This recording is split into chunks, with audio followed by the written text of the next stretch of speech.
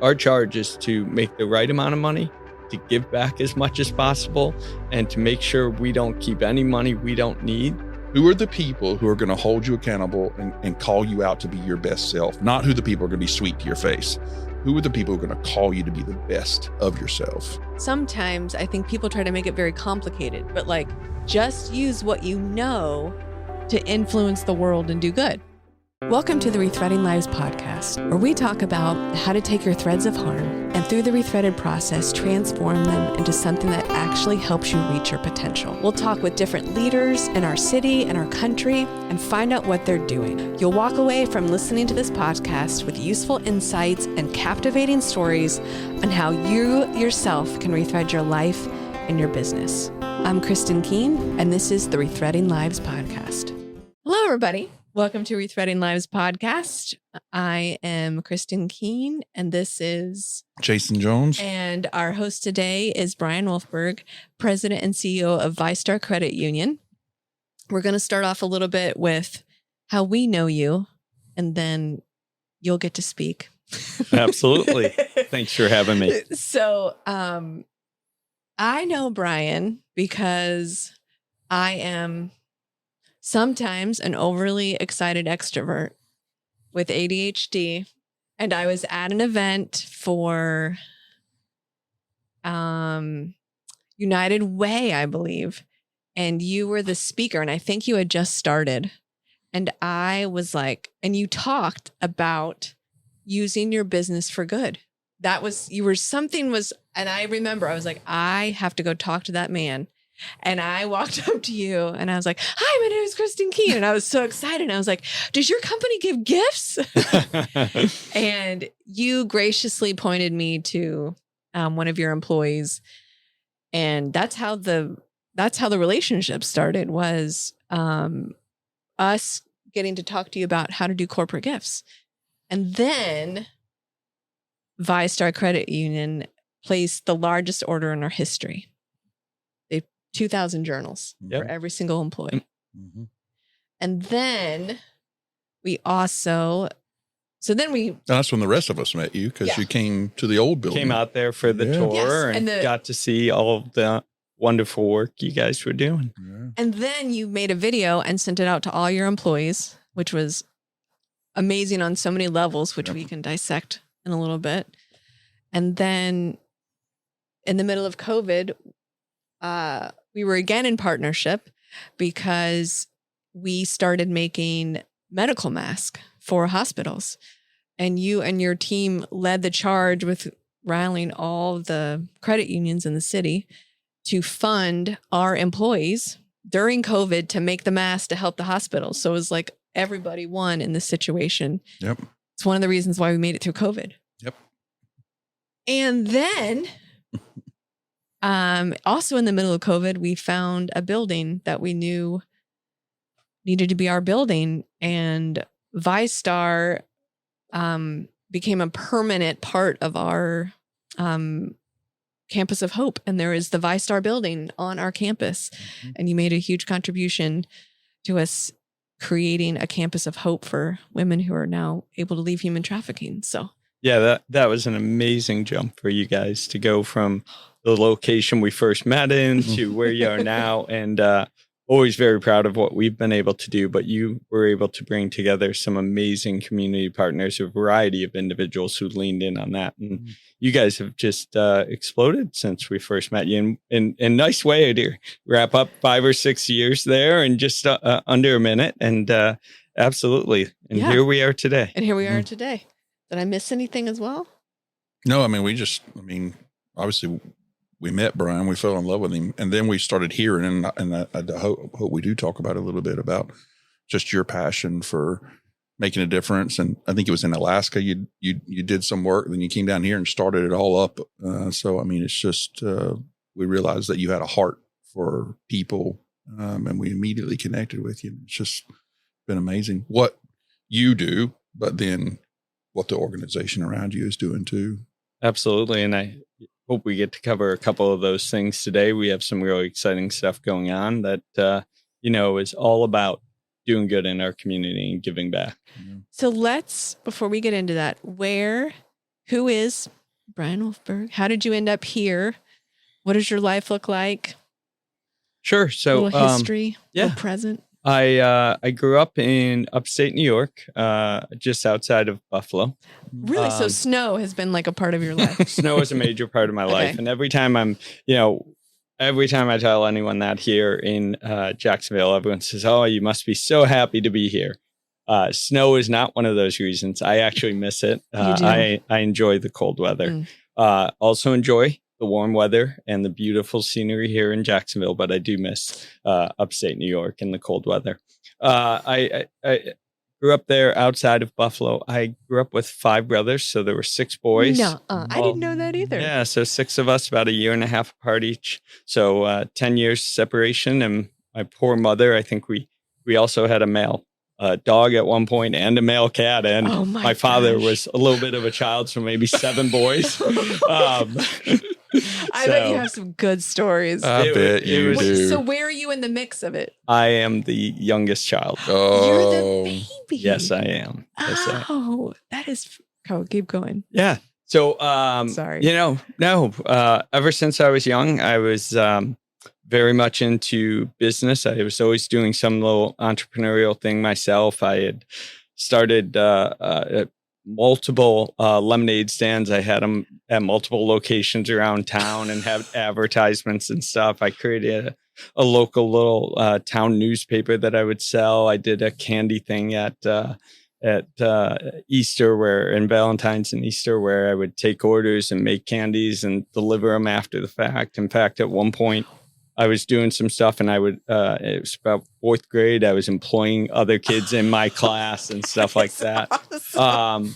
I was always sort of had a entrepreneurial or business bent to me. Do you know why? Like, was there influence in your life? Was it your family? Do you have any ideas?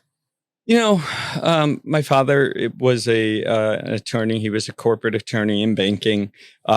He had each of my brothers have gone in various ways. I have brothers who are doctors and architects and work in the financial advising field and stuff like that, and in law. But I think they just allowed us to explore what we wanted to do. And it was sort of an interest of mine. I wouldn't have said it was business at that point, but I just liked, finding a need and making something, and then loved the other side of that, of earning some money from the work that I did. And that grew over time. I eventually moved into the investment space and banking. I worked for initially Merrill Lynch and then over for Deutsche Bank in New York City. And over time came back to Buffalo through a international bank, HSBC, which took me not only to Buffalo and New York, but to London and over to Asia for a bit. Did a lot of work in that space, worked in a variety of different departments, from trusts and estates to commercial lending and retail and other things. But even during that time, I was still doing my own entrepreneurial things. I started 2 or 3 different businesses, bought and turned around some other businesses and sold them and stuff.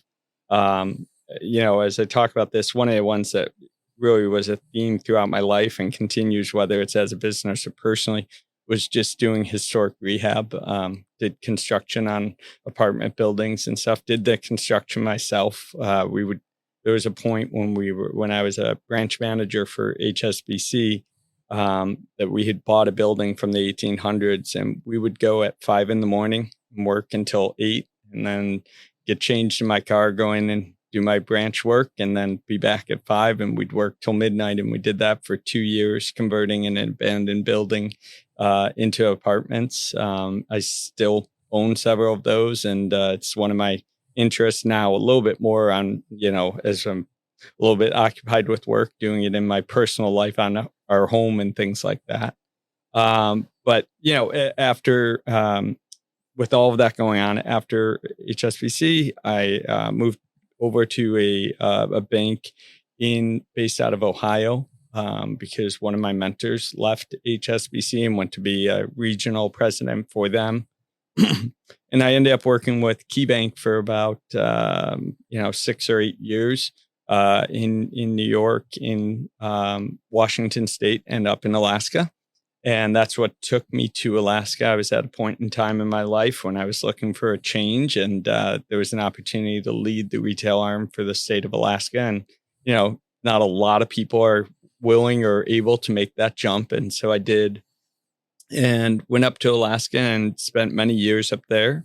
That's where I met my spouse. And in Alaska? Yeah, we met in Alaska.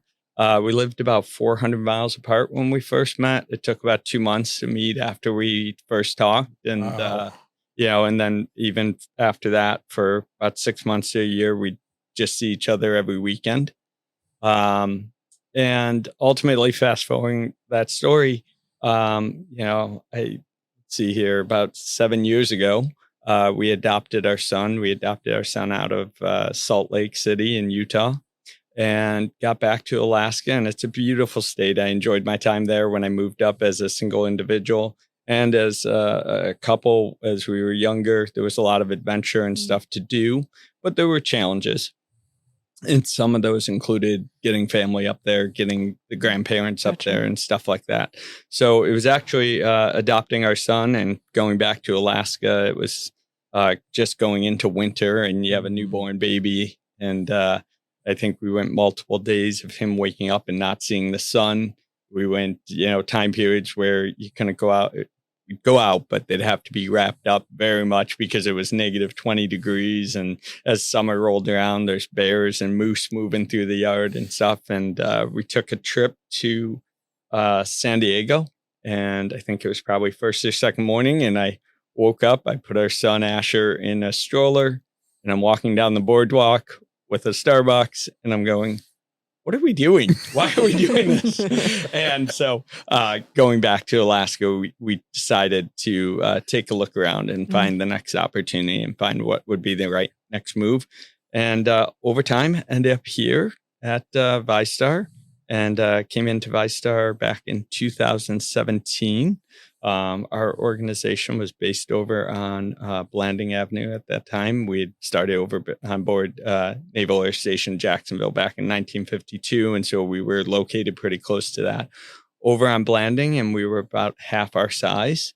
And then over the past 6 years, we've just gone through a nice journey of refurbing parts of the organization, updating some policies, procedures, really enhancing who we are, and putting out some new products and services, growing the organization into some new markets. And then, as I think we're going to talk a lot about today, at one point said, okay, what do we stand for? Like, we get that we're a credit union, and we've got a great history here and people love us, but what do we stand for? And at that time, we had a mission and a vision and a set of values, about 10 different values, core values that were good, but they were sort of table stakes. They didn't make a true statement. And so what we did is we took that, we didn't throw that out. We still are who we've always been, but we really simmered it down to, at our core, what are we trying to do and why do we exist? And I think that's what brings us here today, is because there was a lot of transformational work that we did at the credit union over the past 6 years that are around, as I said, things like policies, procedures, systems, physical infrastructure. But I think the biggest change that we've made is really realizing who we were, taking control of that, and then being intentional about how we go out to market with that and what we do in our community. And that brings us to today and me walking into this studio. I think you may have answered one of the biggest questions I had is when I first met you, you were obviously already at Vystar, and I think had been there for a little bit at that point. And so the thing that struck me is, okay, Brian has this internal passion for people and for impacting a community. Vystar has this passion. Did he just get lucky and find this company? Did he create this in this company? It sounds like they had some building blocks, but maybe you brought some of that stuff or reignited it in the people that were there. Yeah, I think that's a great way of saying it. I mean, obviously, we're part of the credit union space, and the credit union space is based on the mantra of people helping people. So at its core, every single credit union is going to be about how to make a difference in its employees' lives, how to make a difference in their community and with their members. You know, it was always a piece of what we did, giving, volunteering, being a part of the community. My predecessor, Terry West, led a great organization. And, you know, we've always been really good individuals who have great intentions and have been committed to doing the best work possible. What we did was focus in on that, shine a light on it, put it up on a pedestal and say, this is who we're going to be in every decision we make, every action we take, and we're going to follow through on it. And that has helped to provide clarity, and the clarity in both envisioning what we're going to do and what we're going to be and how we execute on it. So I think it's a little bit of it's always there at the core of who we are as an industry. It was there with who we are as a credit union and our history. But we've really sort of amplified it. And then that started a spin wheel effect of, as we amplified it, we find that partners are seeking us and connecting on that basis. We're being asked to talk on that basis. Employees who are seeking to find a career and a place to grow are seeking us out because they are purpose-driven themselves and they want to be with a purpose-driven organization. And I think that's one of the powerful things I think we probably should talk about, whether it's now or later, is there is a myth that if I do good, there's a cost. And sometimes there's a cost up front. But I think you're making a really key point of it becomes a benefit. There is a positive business reason to do this. Yeah, absolutely. For us, it's every organization has a marketing department and sits down and decides what their brand is. And for a lot of organizations, they make a choice to participate in things, to contribute money, to volunteer, but they do that to execute on their brand. So the difference here is that we decided what type of people we want to be, what type of organization we want to be, how we want to help our employees, how we want to help our members, how we want to help our community. And then that sort of became our brand. And so it's the same, right? A lot of organizations are doing a lot of great work. I just think that for us, it's at the core of who we are, and everything that we do is a fulfillment of that. And what we see with regards to our growth in membership, is people receiving that well and connecting with it and saying, that's what we need. That's what we want in our community. We want community organizations or companies that are not just here to conduct business, but part of our community and working hard to make it better. You know, I selfishly, I want it to be better for my family who lives here. We always think about, what we're leaving to our son. And that's why we do a lot of our own personal work, is focused on youth and things like that. And it's just amazing to carry that through to where you work on a daily basis. As a credit union, we're not for profit.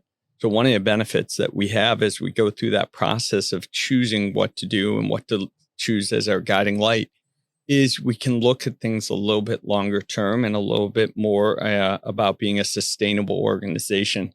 We can value the payback in longer terms. And that's what I think is one of the parts that's missing when you try to connect doing good and philanthropy and seeing how that's good for business, is sometimes investor-led organizations or organizations that might have share prices to worry about, they are worrying about what happens this week, what happens this month, what happens this quarter.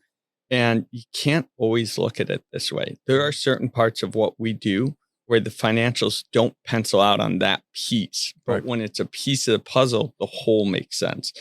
We have an employee in our organization who will use the term with regards to a lot of the work we do in high schools in the area. We have 18 branches inside of high schools where we teach financial literacy, and we work with 225 students a year and teachers. And then we teach literacy to thousands of students a year. Wow. And he says, you can't always count what counts. And I take that, I wouldn't take that saying from him, but I agree with it completely of that's how we evaluate stuff. We still have the business sense on the back of house to run an operation our size because we are responsible for the safety and soundness of everyone's money. But we know that what we're doing is contributing to a better community, that we're elevating the lives of our members or their neighbors, that we're helping to create a better place to live, that we're providing safety nets for others. And that's sort of the whole doing good and people helping people. Yeah, it's incredible. I know, because you can hear all the Rethreaded process in there. The value of time, like time. We were talking about but courage is the ability to choose long-term over short-term. That's what I've been, I don't know if you agree with the definition, but that's what I've been defining it as. It takes courage and an investment in time to make a longer-term decision with no direct ROI in the moment. Yep. Because to care for people and have the bigger picture. Yeah. I mean, I think we all know you're never going to do wrong by doing right or by taking care of people or being a good person. We're still in a business. We're going to have to make decisions at times. We have to weigh different things, but everywhere that we can, we lean in. And, I know in the process of time, as you talk about it, part of that is being intentional and making sure that you connect who you are and what you want to be together, and that you make those tough decisions to stay the course. And unfortunately, we are a world that is led by the finances of everything, the investment of everything, and the dollar. And I'm not saying that's wrong. That's a lot of what operates business. It's what operates our business. Money. It's the aspect of life that we're responsible for our members. But there's something really nice that's created when you can take a step back and take a moment, take the time to figure out what is the right course long term, what is sustainable, because whether it's in a family, a business, or a community, making decisions for the long term, sustainable purposes is always going to play out better. And if you deeply know your purpose and you have a vision for what you want your life to look like, then that's your filter on your making long-term decisions. So maybe you can take us through what is, like when you say, we know what the core of Vystar is, maybe you can walk us through what is the core, and then maybe walk us through a couple decisions that you made based on that your structure you have. Yeah, I think, so we always had a mission statement and a vision, and we had core values, and they were really good mission statements, vision statements, but they were long and complex. And we talked about things like, bringing credit union services to more people in more places across the state of Florida. And so we did some workshops on why do we care that we bring more credit union services to more people in more places?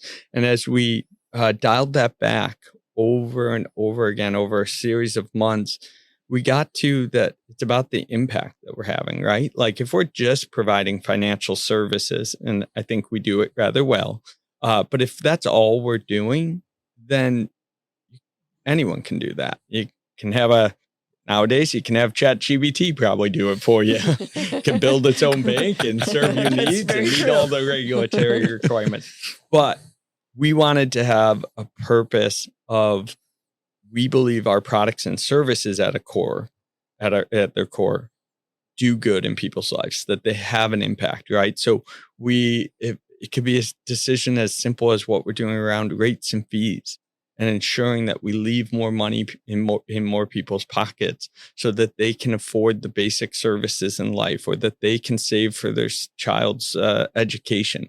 As we talked about dialing back what we are about and why we exist, we got down to that we really wanted to make a difference and do good.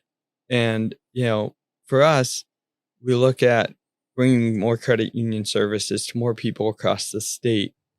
The why of all of that got back to doing good. And that's enabled us to really focus on everything that we do and every decision we make. In fact, while we talked about it with regards to what we do as a business, is started to bring into question other things. Well, what else could we do that would do good? Where else could we have an impact? We have a lot of things that we've done throughout the years that I can think of. And so I start with probably 4 or 5 years ago, we looked at our employee benefits program, and we rolled out 16 new employee benefits for our employees in 1 year. And then since then, we've added about 2 or 3 a year. So they're up about 20 different employee benefits. There's probably not many that you can think of that we don't have.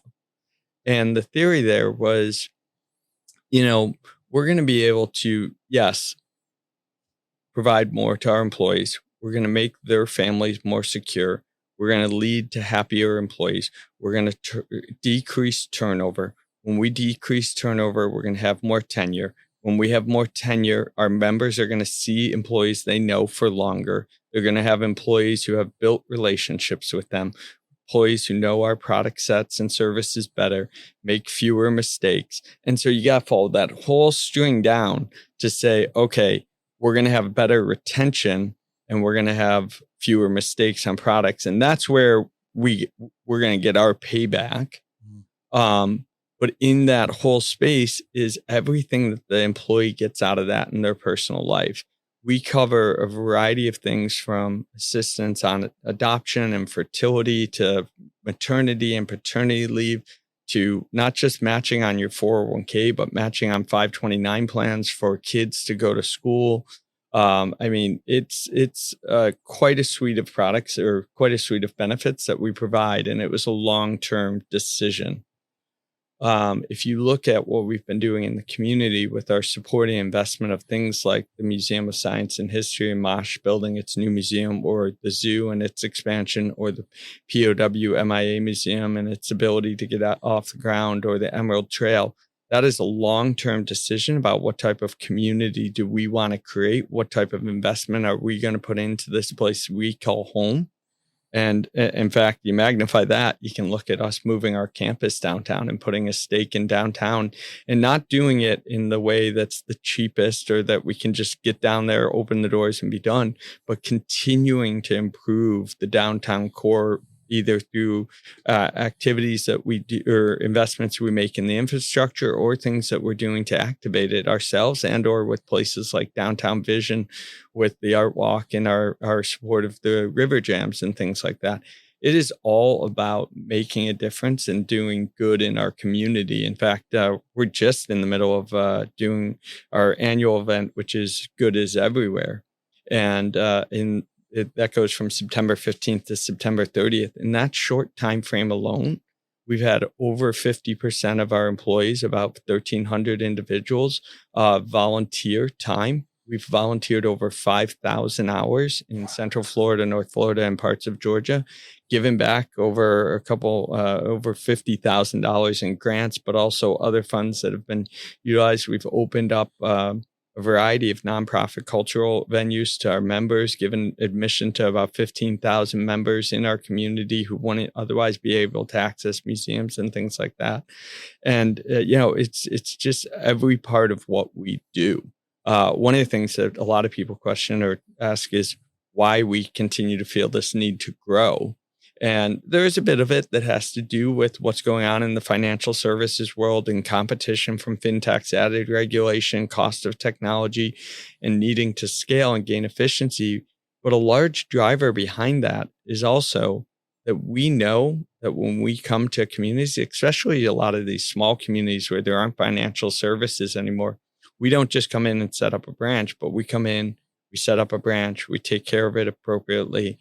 We create a nice space in the community. We employ people. We provide them employment, great compensation, good benefits. We then engage with the community. We start interacting with the nonprofits. We serve on boards. We volunteer hours. We donate money. And we push communities to do as much as they can for the military, for youth, and for the community as a whole.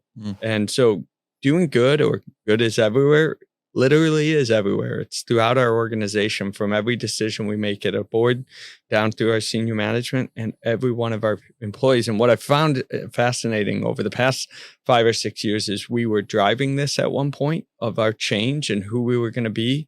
But as I said, at some point it changed to really being the core of our organization and being purpose driven. And the applicants we get to work for us are individuals who are drawn to that and want to work for that type of organization. And so it's sort of speeding up in and of itself because they are coming in and demanding more of this. So we're doing more and more constantly in the community engagement space, in the support of what is right in our community, in the support of our employee resource groups and Vystar resource groups around supporting our diversity, equity, and inclusion in our organization, and making sure that everyone is represented in what is right in our community and what is doing good. How do you measure it? Or do you measure it? I mean, because you can't say it on a P&L, so then it's easy to panic. Because you're putting up, I mean, it's real dollars. I mean, you're putting real money out there, real hours. Yeah. Inevitably, somebody says, is it working? What's the ROI? No. I mean, we're definitely investing. As I said, I think we serve on over 110 boards in the community. Our employees we're over 15,000 hours of volunteer work this year alone. And that's coming through August. So we'll probably end north of 20,000 hours. Our contributions and sponsorship contributions and donations are up probably 20 plus fold over the last 5 years. We're giving away this year, we're going to be north of $6 million, which is one of the top of any organization in North Florida. And probably as you push down into Central Florida, now there's some absolutely large players and we're happy to partner with them and just come alongside and do what we can, but we're also proud of what we give to the market. I think that the way you measure it is you look at things like our turnover ratio of our employees is extremely low. It's significantly below the industry that we're in. And yet our employee engagement and morale scales are very high. We're talking 10, 15 points above what the standard in our industry is. If you go out to our member service with regards to how we're serving our members state that they love the organization, that they would continue to do business with the organization. We look at things like Google and Yelp reviews, and those are north of 4.8, 4.9 out of 5. And, our member service surveys, those give us feedback. Our member growth, number of new members that we're adding in the community, is 2 to 3 times what the industry standard is. It's faster. Part of it is, yes, being in Florida, being in Jacksonville, but our membership is growing at multiples faster than even Jacksonville or Florida or our industry. And yet we're still providing the financial return that we need to. I think one of the things that's really interesting about us is, every financial institution looks at itself. Here's going to be the one tell on how we're different, right? Every organization has what is your ROA? What are you getting out of this, or your ROI on this project, or how much of a net worth do you have, and all of that growth rate. For us, with me, with the board, with my annual review, with some of our leadership team, we don't just have minimums that we're trying to make on an ROA basis or things like that, or how much we have on reserves in our net worth. We have caps on how much. So on an ROA basis, there is a certain amount that we need to make on net income to sustain, because we have regulatory responsibilities to have so much in reserves and things like that. And so we have to hit these minimums. But I also get docked if we go over a certain. I have a cap on what mine is that I'm supposed to earn. So obviously, any other financial institution, it's what they're charged with doing. So I've been in that space. I get it. But you want to earn as much as you can. For us, we want to earn enough to be safe and sound. We want to earn a little bit to be able to do the things we need to do to improve the organization, put away into our net worth savings, right? Things like that. But at some point we say, how are we earning that much? Why are we earning that much? We're doing it because we're not paying enough in deposit rates to our members. so we should give back more. Or we'd be doing it because we're charging too high of a loan rate, which is taking from our members. Or we're not investing enough in our community. And so we have these caps on those type of things to make sure that we make good decisions, financially sound decisions, that we run the organization in a safe and sound manner and meet all of our regulatory requirements.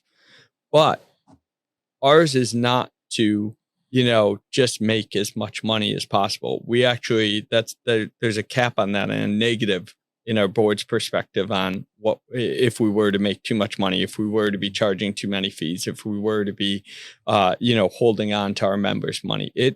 Our charge is to make the right amount of money, to give back as much as possible, and to make sure we don't keep any money we don't need, that it belongs to our members, and get it back to them in one way, shape, or form, whether that's directly to them or it's through rates and fees, or it's to the community around them to support them and their neighbors and provide a great place to live. And that's brilliant, because that puts a real, it puts a practice behind a policy or behind a value. We say this is true, and then we put our money where our mouth is. Yeah, I think this policy is going to ensure this stays true. Yeah, I get the pleasure, and I'm blessed in being the face of the organization, but I'm so thankful for the board that I have and the support they give me, because obviously they set our standards and our guidance and where I'm supposed to go, and they correct me if we get out of line a little bit. And so you got to know that there's 9 other individuals that are there that are saying, here's who we want to be as a community, and here's how we want to represent and serve our neighbors and our friends and others across the region. And then my senior leadership team is who executes on that. And as I said a moment ago, down through the whole organization, the new employees that are joining us and the employees that have been with us forever are just, they're the ones going out there doing the volunteer work, sitting on the boards, finding places for us to get engaged and places to support people and help. Mm-hmm. Incredible. I know in some ways I can relate to Rethreaded. Like, we have a different bottom line than most businesses. Like, we do everything backwards. We're like, how many women do we want to hire this year? And then we go backwards and here, like, so here's the budget we need to employ this many women at Rethreaded. And a lot of people talk about nonprofits that they can't make profit. Obviously, you don't stay in business if you don't make profit. Yep. So we have to really explain to our staff, because a lot of them are young and learning, but we do want to have net profit. But like you, if we have too much, we didn't hire enough ladies. Yeah. Yeah, because our bottom line on the P&L is actually hours of employment for survivors of human trafficking. And so, it's a different value structure. There's nothing wrong with the other one. I agree with you.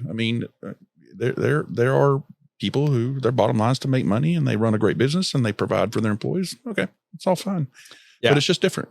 Our charge is not making the most money. It does have aspects of safety and soundness with regards to financials and being wise in how you handle the organization, as we represent almost 1 million individuals across Florida and Georgia now. But he also has charges around growth for good and doing more in the community and giving back and supporting our employees and things like that. So is this your first, have you been a CEO before? This was my first job as a CEO. Previous to this, I was chief operations officer for a similarly sized organization that was spread out across 4 or 5 states. And before that, I was in senior management on the state level for one of the national banks. So what do you feel like was put into you, and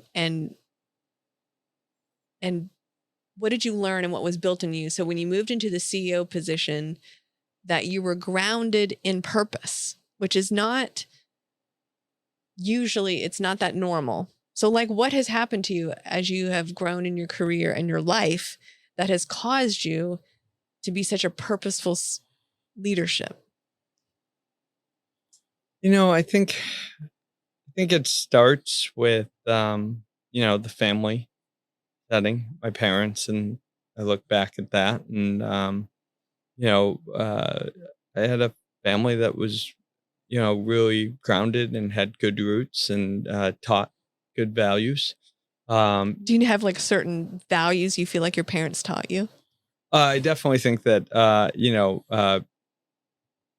being committed to things and hardworking and intentional about what you're trying to do were definitely some of the basis. They wanted us to excel, but it wasn't at any cost. That was never any part of what we were taught. And then, treating people well. I grew up out in the suburbs. And so, I had a variety of experiences as I started to go to school in the city in Buffalo. And my parents were just great individuals who believed in treating everyone well. And if you do well in life, it doesn't mean you're a better person. It just means that, thankful, you should be thankful for those things, and you're blessed, and, there's hard work and there's good luck that hits different people, but you should treat everyone the exact same. And in fact, if you do well in life and you have some opportunities, you should be able to share that and to give back. Our family, I went to a Catholic school growing up, and, and then a Jesuit school for high school. And the Jesuit system is based on service and giving back. And so we had service projects that we did each year of school. And then in general, just as I grew up, my friend group was pretty diverse and from all different places, and just learned that the value of people was really about who they were and what they brought to the table, and everyone deserved as much opportunity and chance as everyone else. And so, I think more for me as I get into this role, it's if we do have the benefit of where we sit with regards to Vystar. I mean, we are a very large organization, and we can effectuate change. And I think that's on us to do that. And so you get taught those core values when you're younger.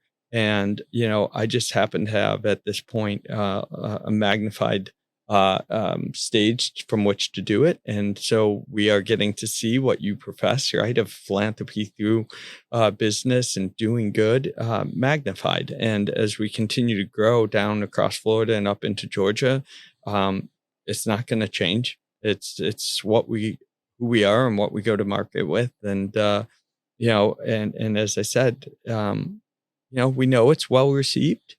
It takes some time. It's, there's quicker ways to get things done sometimes, or to get a better return on certain aspects, or to make a little bit more money here or there. But we get to do really good work, make good impact, and feel good about what we're doing. So both of you are two leaders that I look up to a lot. Who did you guys look up to as your career? Like, who kind of taught you what a leader is? Yeah, I mean, so I have a variety of people that I would say, and I say this high level.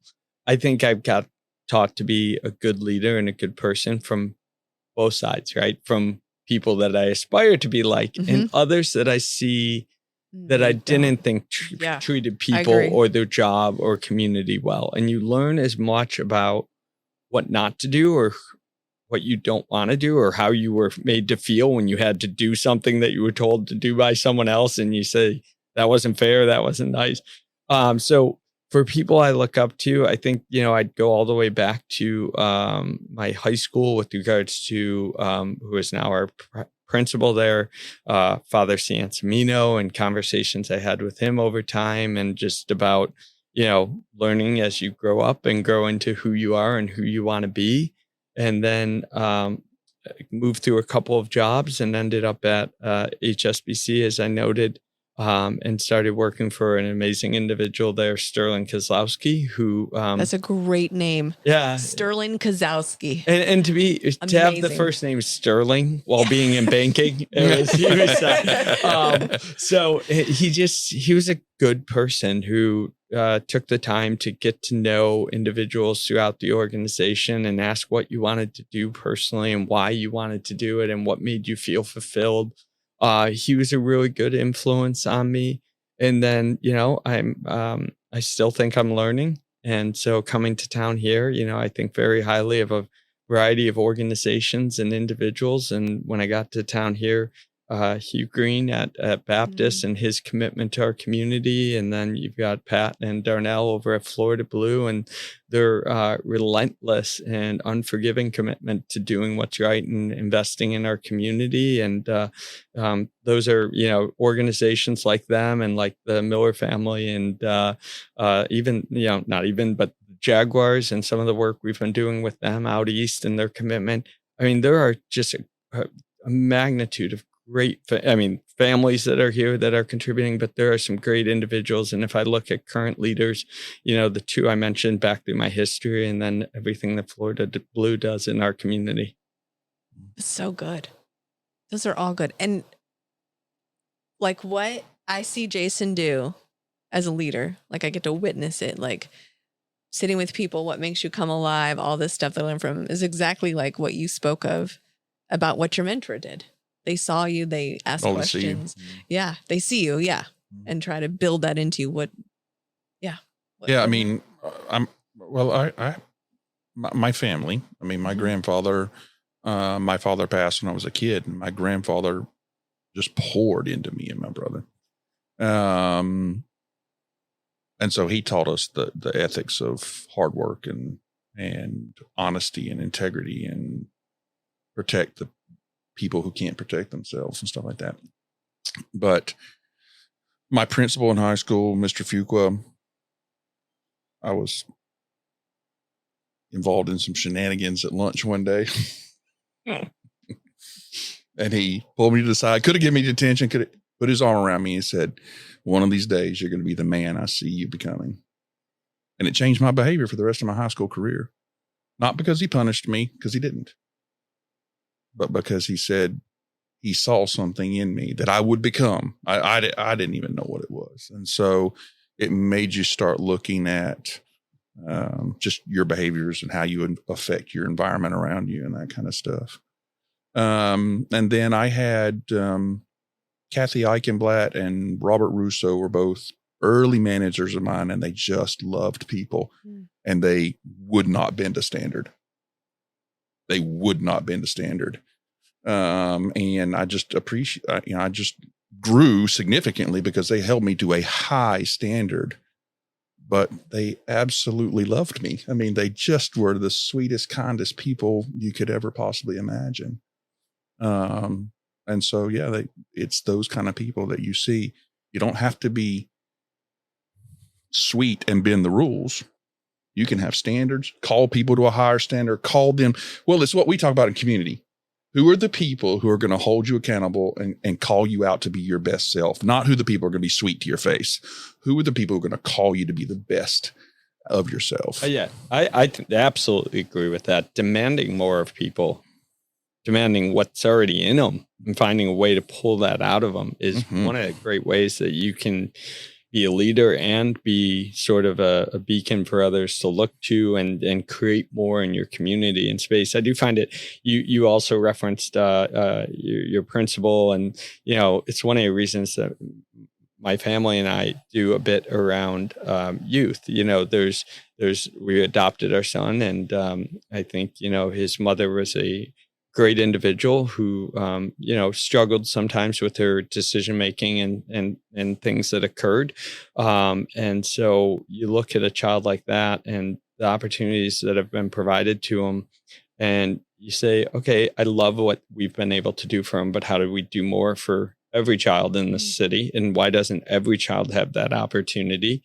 And so effectuating change with the youth, to us, is one of the big things that we work on. It's a lot of our family contributions and time spent, and we do a lot with the Museum of Science. We also work with the Jacksonville Public Education Fund and others, and that is all based on the theory of, instead of, at the end of the time, figuring out how do we deal with these issues, which is a lot of what we're doing at the company and a lot of the places that we volunteer and give money and things like that.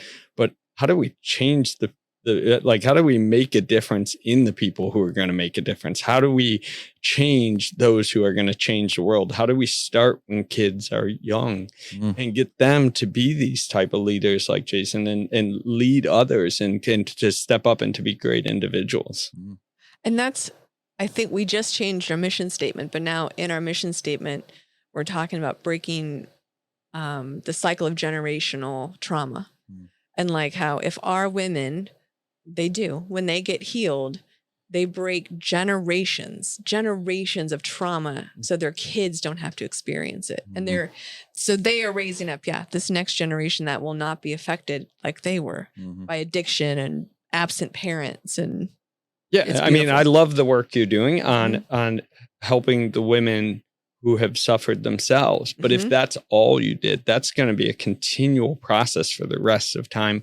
Like every other nonprofit, what we need to do is continue to work to get to the youth and make sure that they are in the best environments that are possible, whether that's supporting our school districts and our schools, supporting our students in our schools for whoever they are and supporting them as they grow up, and working to provide them housing security and food security, and everything is such an important piece of that. And, as you work with the women at Rethreaded, having them be strong beacons of what is and what can be for the youth that look to them. Yeah. And I was just wanting to comment about this relationship with Vystar is that housing is one of our biggest issues. Affordable, safe housing for our women. And we've been partnering with Vystar in your program for first-time homeowners. And some of our women will end up being homeowners for the first in their generation, owning a home and creating stability for their family. And it will change their life and their kids' lives for generations. For us, that falls into two of our big pillars, which are youth and community building. And we partner with you guys on that. We partner with Habijacks. We partner with Lift Jacks on trying to stabilize communities, stabilize families, stabilize, those around us. No matter who you are and how lucky you are in life, and you want a great community around it, it's just going to make your life fuller. It's going to make your life a better, let's make a better Jacksonville across the board. I mean, we use the words, they are us. It's when you see someone suffering and you can leave them at those people, that area of the city, whatever. But the moment it's us, I'm hurting. It's my community. I'm hurting. Why in the world wouldn't I do something about it? It's not. I like what you said a little while there. There's a little bit of selfishness in that. Yeah. No, I mean, good selfishness. Yeah. And it's interesting because this comes full circle back to for-profit organizations sometimes make the same decisions, but they make them for the calculated end result that they're going to get out of it. Yeah. If you just make the good decisions, you're going to end up in a really good place of, to your point, better community to live in, better, environment for me to be in, for my child to be raised in, my neighbors aren't struggling with issues or whatever that is. It's I trying to hesitate and dancing on the word selfish. I don't want to say that. There is a benefit that raising water lifts all boats, right? That's right. Yeah. And that sometimes I think people try to make it very complicated, but you are running a credit union. How can we use our credit union to do good? I run a paint company. How can I use painting to do good? Just use what you know to influence the world and do good. Yeah. I mean, any action, tactical activity can be changed in this equation. Any dollar amount or amount of time can be scaled up or scaled down based on the budget, based on the time or the people that you have available. You look at issues that our city is dealing with. If you think about if we put 1 million people behind that working on it, even for a day, or if you put the financial resources just a small bit across the hundreds of thousands of businesses that are here, we would start to really drive change. And then back to the selfish comment, what would happen is the city would be this beautiful place that people would flood into, and your business would end up with more business, Right. because more people would want to live here. Right. I was thinking, you mentioned a minute ago, it was, it's sort of selfish. It comes back. It's a they, and they is really us. And it reminds me of an email I got a little bit ago. About 2 or 3 years ago, my spouse and I had donated some money and decorated a room over at YCC for homeless youth. And we went out, we did the shopping, we set the whole room up, and, we go on about our day. We've made a donation here, and that's an amazing organization that supports youth in our community. It's tied into other organizations that we work with and that my spouse even is on the board of. And about 3.5 years later, I get an email from someone I know, work with, that you would not have thought would have a situation with their child ended up being homeless, ended up staying at not only this organization, but in our room, and ends up calling and talking to their mother and saying, do you know these people? They paid for the room that we're in. And it's just amazing, because while we'd always want to do that and always be giving back and always love to be helping, to have it come full circle and to be about people that you just never know. It's about everyone. It's about the whole community. Right. And whether it's directly about them like this story, or it's just about lifting the environment and the community as a whole. Yeah, I know you get to experience that all the time. And Rethreaded does. We have people come into our building and they're having a conversation about how they can help us. And in that conversation, we realize the pain that they actually walked in with, that there's a bigger reason why they're standing in that building. And their hearts are broken because, on the outside and what their coworkers see every day, they're all put together and everything's perfect. And that's just not the lives that anybody lives. Yeah. We all got stuff. And so, it's incredible and unfortunately, some of that stuff prevents people from leaning in and helping, because I'm hurt or I've been hurt. I'm not going to lean in and help anyone else. And it's actually in that process that you are healed and continue to evolve and develop. It's dealing with, taking the time to deal with what has happened to you, realizing that, whatever that might be, and then getting to a good place and being very intentional about how to effectuate change for others that helps you in heal in and of yourself. It's true. Whatever that might be. That's exactly right. I know I just got to do the Rethreaded process training for the first time, and I loved it so much. But I loved it because I knew some of the people in the room, and it was I know how busy they are. And it was like the first time that they took time over an hour, didn't have to worry about anything. They could just come in and like process and walk through this. And I wish that I could keep creating environments where people can have this time to go through the process, because it feels sometimes in the moment impossible to get your life back and heal because of everything that's going on around you. It's hard to see through all that chaos, that things can change. Yeah, especially in the moment, right? In the moment. We've all had different types of traumatic experiences or times. And in the moment, sometimes it's just about getting through, right? Because you got to get to the other side to get the time sometimes. But in that, taking the time to start the process is helped along after the fact by the people you surround yourself and the work you do. But, I think it's as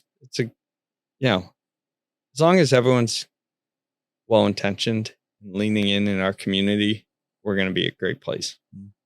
I agree. I do have one more question, a question I was thinking about when I was thinking about purpose and vision, is that, so we see this happen at Rethreaded a lot, that our values, our mission becomes a person's mission and values. And like, it starts to become common language, like do the right thing, embrace the suck. I mean, like all of it starts to get ingrained in our employees. And I was thinking about you and the mission, the vision you have, do good, and how every employee at any level, the CEO down to anyone, can embrace that in their job, use their job to do good, and in their life. Like, it's such a beautiful example of the power of purpose. Love it. Yeah. We can, if you think about every single employee, I would hope it's something that every single employee could tell you what is, and that our core value, I don't think we've gone over that one yet today, is, lead by example. And we talked about all of our other core values that used to exist that I consider table stakes. All of those are really wrapped up in lead by example too, because in it, whatever that situation is, it's going to be a core value if you're leading by example, whether it's making the right choice, treating people the right way, donating money, serving our members, helping them do something, taking care of an elderly member who can't get into a branch. But to your point, yeah, you can make a decision at every instance. It can be about, all the way from our branch employees of how do you interact right now? I'm a little grumpy. I came in, I'm having a bad day. How do I interact? How do I treat another coworker? What do I do with regards to work? Do I try and get extra done so others don't have to, or do I slack a little because I don't think anyone will notice? What do we do with this nonprofit or this cultural organization? How do we provide for them, or how do we provide for members? I go back to, you had asked a bit ago about examples of how we lead with do good. I'm thinking about the early days of COVID and the when times were shutting down. I think it was within days. We didn't wait for people to call us with needs. We called to each of the nonprofit organizations that we worked with and started asking what they saw as their needs and how they were going to be. And when they figured those out, let us know. We recently had a partner in the nonprofit space who serves youth, who was going through some tough times. And, at times like that, a lot of supporters might maybe not abandon ship, but they step into the background so they don't get hit with the crossfire. And we reached out to them and said, whatever it is, we'll be here. You don't have to question whether we're going to continue to support you. We're going to, work through. That's amazing. So it's those decisions. When I say do good, it's about, just doing what's right, making the choice you'd want others to make. I love the other thing about this too, because a lot of people struggle. When you start talking about purpose, people start telling you what they do. And do good has nothing to do with your role. Yep. Yes. Your purpose has nothing to do with your role. You bring your purpose into whatever role you happen to have. So you can bring the purpose of do good to any role. Right. If you're mopping the floor, you can bring the purpose of do good into it. If you're helping a customer, you can bring the purpose of do good. It's I mean, maybe not everybody's mission statement or values are that clear, but that's a really powerful one to help people distinguish between what's my purpose and what do I do? My purpose is to be a great husband. No. That's your role. How do you bring your purpose into your role? And what advice do you give to other business owners about putting purpose into your company? Because we experience a lot of different companies, and I've experienced the company who it's very external. It's not internal. It's not in the heart of the company. And you can just tell the difference in their employees and how would you coach leadership? And this is how you bring purpose internally to help transform your organization. I think you started with a bit of it there in that it's got to be innate to the people that are doing the work. Hopefully it starts with the leader, and it's got to be part of who they are, not something even that they choose as part of a business plan or something like that of, this will help us. And then, you surround yourself with that. And so if you're a leader who, hopefully is well-intentioned and a good person, but you just don't emote that in the same way, just surround yourself with people that really want to bring that to life and to give back and contribute and, make sure they're realistic about how that is within your organization. Choose what path that's going to be and then stick to it, be intentional. And the one thing I think I've said it in a few different ways is you've got to stick to it. You've got to, you might have to adjust some things here and there to good years, bad years, adjust.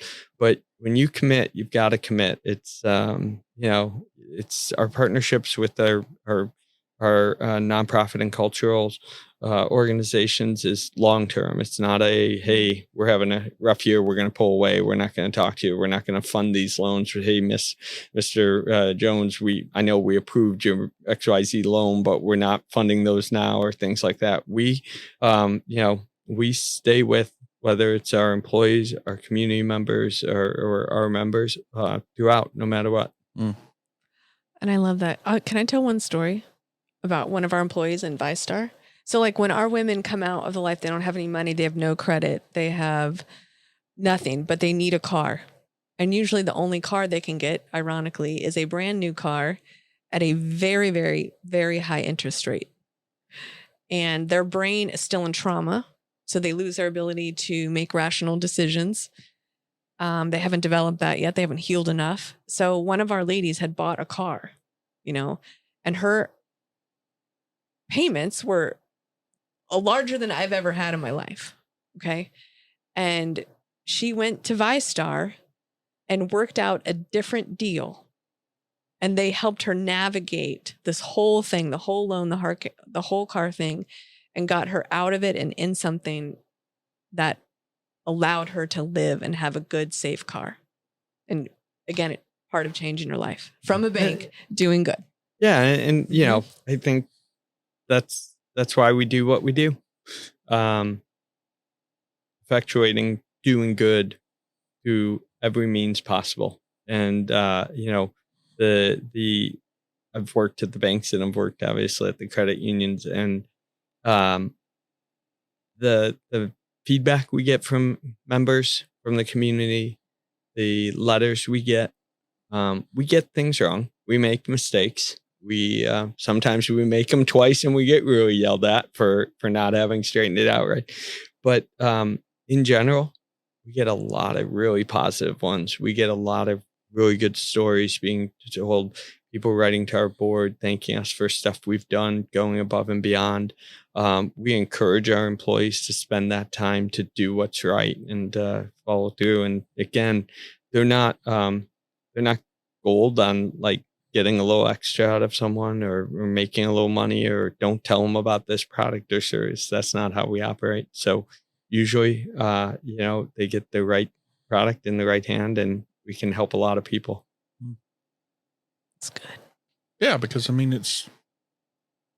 it's a transaction, but no, it legit changed that person's life. Mm-hmm.